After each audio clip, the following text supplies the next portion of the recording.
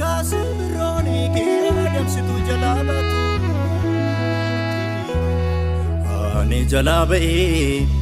ani jalabai yaraki namajrati tai Kasironi kiyadam situ jalabatu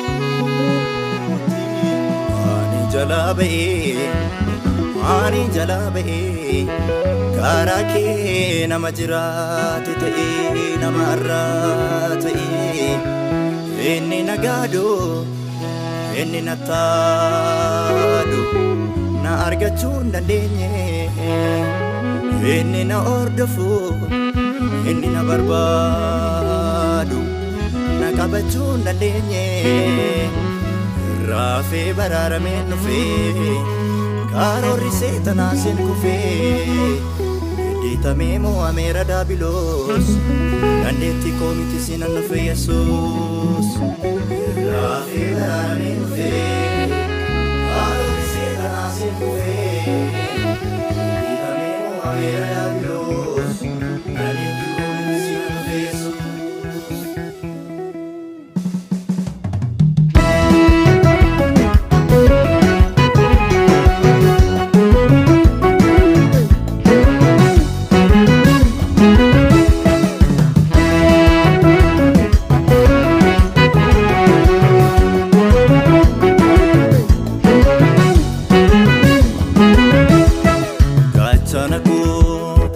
gargaraku guyaraku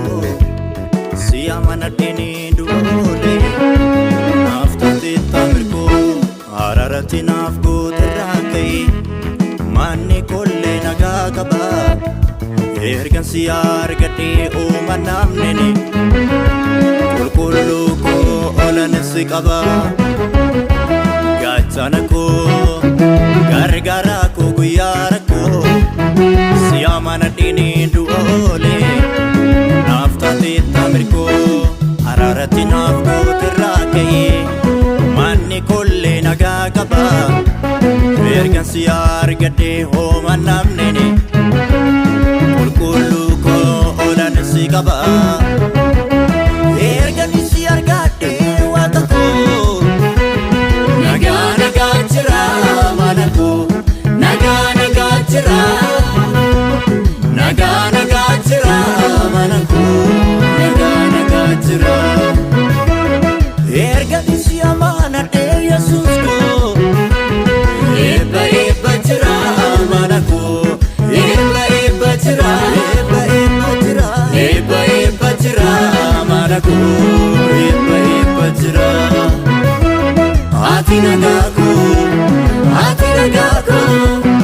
ati nagaku Kristus ati nagaku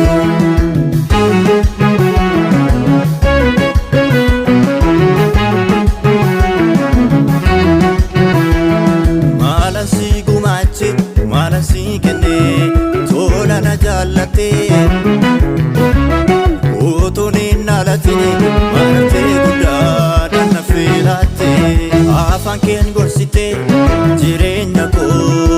fitina kabde amala kunduma kete ati onadandabde yobinke mila koti fifsa dandi ko irratifa afurri ke sumna koti oli sibilana dufa kalesi ko simbarede arasna wajinati faru koni sinje jada Jesus atabakoti Jesus atnagakoti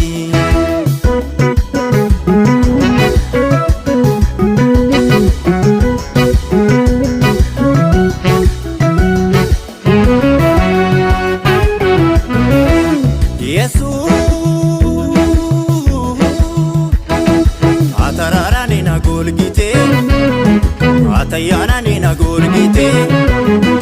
ofike kesana dogsite atararani na golgite atayana na golgite ofike kesana dogsite dotina nargo salpini leyon injirum rawate babattee mana koo dhufteetta araara kee natti mul'iste natti jaarteetta dallaa nagaa hamaan danda'een annan tuqu ifa kee natti marsiteetta dukkanneessa tuunatti hin siqu atna keessaanis si keessa nu lamaan walumaan jiraanna sin jaalladha michuu dhugaa koo sin kennaa maliddoo salaana.